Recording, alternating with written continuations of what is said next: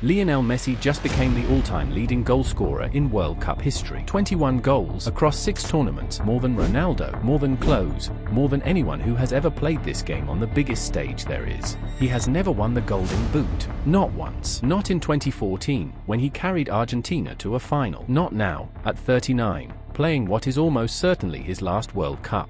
And right now, with the tournament entering its final week, is tied with the one rival who has always been just half a step ahead of him, and the trophy might not even come down to who scores more. It might come down to who has more assists. This video isn't just about who's going to win this year's Golden Boot. It's about something stranger, the fact that this award, the one every young striker dreams about, has never actually measured what people think it measures. It doesn't crown the best finisher in the world. It crowns whoever's context lines up right, the right team, the right fixtures, the right tiebreaker. By the end of this, you'll understand exactly how close this race walked away from World Cups with nothing, and why the answer to who deserves it and who wins it are sometimes two completely different questions. Why this race is so strange. You have to understand what the Golden Boot actually is, and what it was never designed to measure.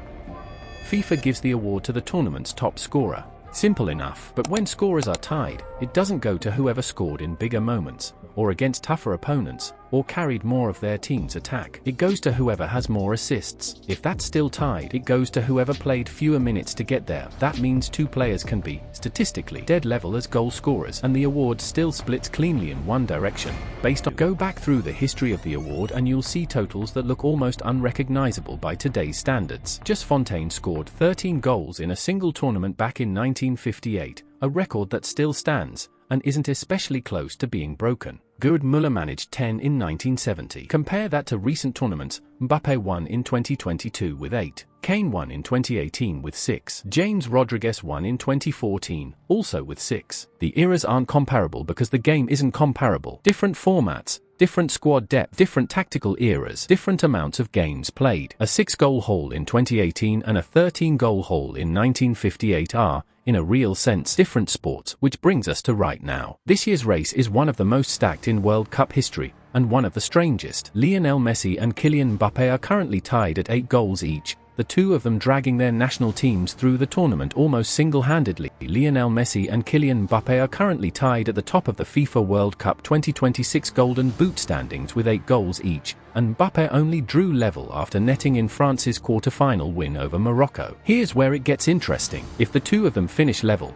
it's not about who scored more, because they can't score more than each other if they're tied. It comes down to that first tiebreaker, assists. Mbappé currently has the edge with 2 assists, while Messi has yet to register 1. Think about what that means. Messi could finish this tournament as the single greatest goal scorer the World Cup has ever seen, and still lose the Golden Boot to a teammate's assist column he has almost no control over at this point. And they're not even alone up there. Erling Haaland has extended a remarkable scoring run to 14 consecutive matches at international level, dragging Norway. He's a goal behind the leaders, and given how this tournament has gone, nobody is ruling him out. Harry Kane, the 2018 winner, sits close behind on 6. This is what the Golden Boot has always hidden. It looks like a pure contest of finishing ability. It's actually a contest shaped by team strength, fixture list, tactical role, and, as we're about to see, a tiebreaker rule most casual fans have never even heard of. There's a deeper irony sitting underneath all of this too. Messi has never won the Golden Boot in 6 World Cups, despite becoming the tournament's all-time leading scorer along the way. And Mbappé is chasing something no player has ever done. No player has ever won the Golden Boot twice. Win or lose this tiebreaker, he's already trying to make history that doesn't exist yet. So what does all of this actually tell us? It tells us the Golden Boot was never really built to answer the question everyone assumes it answers. It doesn't tell you who the best team, one specific tactical system, one specific run of fixtures, with one arbitrary tiebreaker deciding the rest.